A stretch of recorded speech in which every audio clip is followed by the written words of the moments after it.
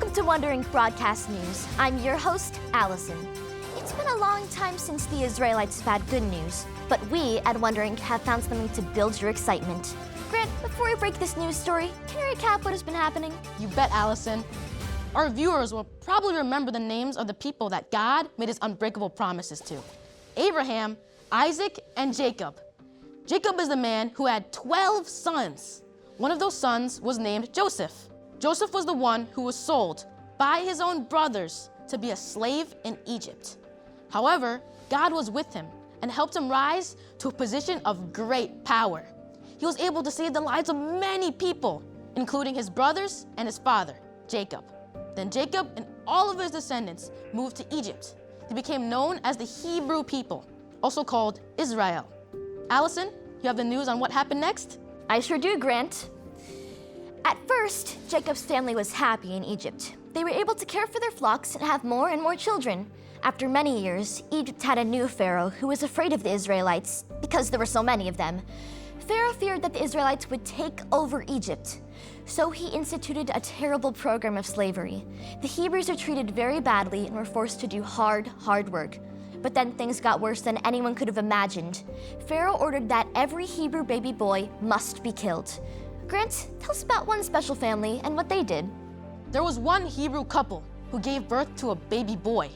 Despite the danger, they hid him for the first 3 months of his life. But this was harder to do as the baby grew older. The mother decided she would make a basket that could both float on water and hold the baby.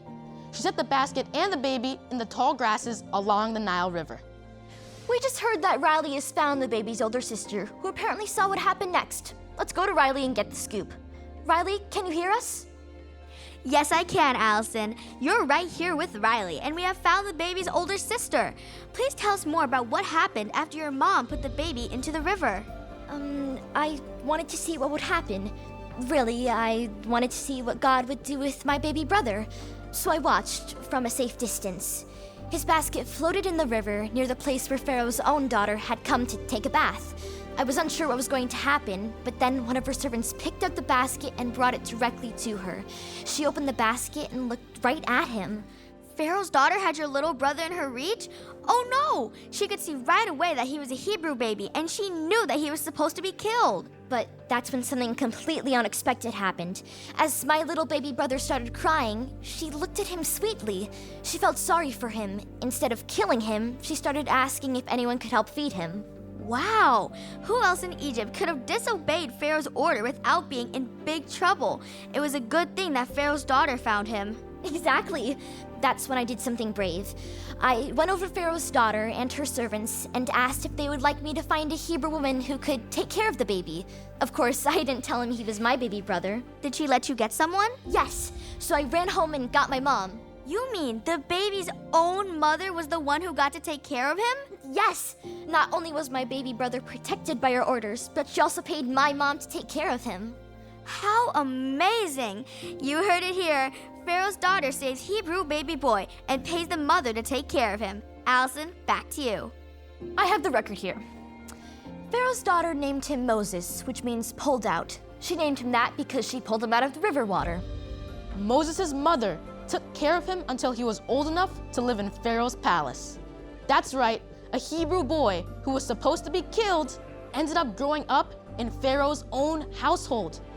Years later, the Hebrew people would cry out to God for help, and God would call Moses to lead them out of slavery in Egypt. Allison, this is such a wonderful story, but there's a deeper truth that we can't take for granted. Yes, Grant. God cares about his people and rescued Moses as a baby because God knew who Moses would grow up to become. The WIBN team is happy to share with you the truth that, just when they need it most, God sends help to his people. That's all for today's segment of WIBN, but remember, stay curious and filled with wonder.